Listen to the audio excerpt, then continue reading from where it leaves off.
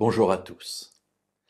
Très souvent, nous avons des discussions avec nos frères et sœurs croyants d'autres dénominations sur l'alimentation et en particulier sur la viande, sur le type de viande à manger, etc. Et puis, à l'intérieur de notre propre Église, nous avons aussi des discussions entre ceux qui mangent de la viande et ceux qui n'en mangent pas. Alors c'est intéressant parce que souvent nous faisons de cette discussion des choses prioritaires, alors que la Bible ne présente pas cela de cette manière-là. Elle dit simplement c'est un des aspects de la vie de tous les jours. Alors, faut-il manger de la viande ou pas ? Intéressant de voir que dans la lettre aux Corinthiens, la première lettre aux Corinthiens, au chapitre 8, l'apôtre Paul va en parler.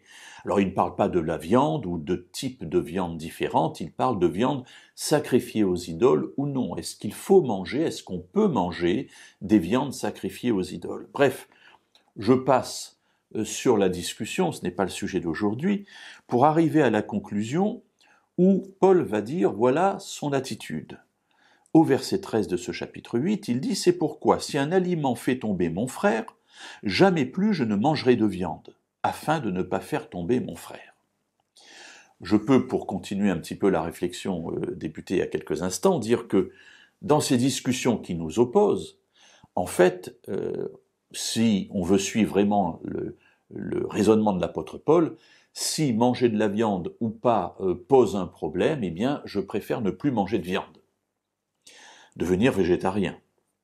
Petite parenthèse encore dans la parenthèse, effectivement c'est peut-être une des bonnes solutions à l'heure actuelle pour résoudre un certain nombre de nos problématiques, c'est de revenir à une alimentation plus proche de ce que Dieu voulait dans l'idéal lors de la création, mais c'est un autre sujet. Ce verset 13 va souligner quelque chose d'extrêmement simple mais en même temps d'extrêmement important.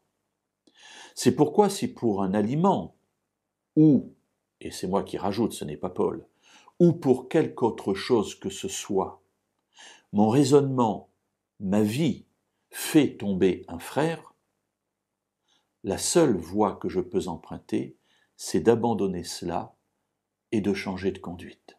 Alors c'est très intéressant parce que, d'une part, Paul me dit, si tu vois que ta vie pose un problème à un autre, eh bien, il faut arrêter ce problème.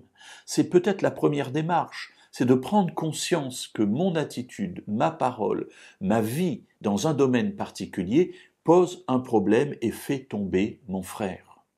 Eh bien, arrête ce que tu fais. La deuxième leçon que je tire de ce passage, c'est que Paul ne s'adresse pas au frère qui est en train de tomber, en disant tu es trop faible, tu pourrais mieux comprendre, tu pourrais grandir un peu dans ta foi. Non, il s'adresse à celui qui sait, à celui qui pense être plus haut dans la compréhension de la foi. Et il lui dit c'est toi qui dois changer. Alors mes amis, ça met un regard différent sur mes relations avec ceux qui m'entourent. Si je vois un problème chez l'autre, c'est moi qui dois changer. Si je vois que ma pratique fait tomber quelqu'un pour lequel Christ est mort, je ne dois pas demander à l'autre de changer en grandissant, ça c'est le problème de Dieu, c'est Dieu qui le conduira et le fera progresser, mais c'est moi qui ai vu la chose qui doit changer.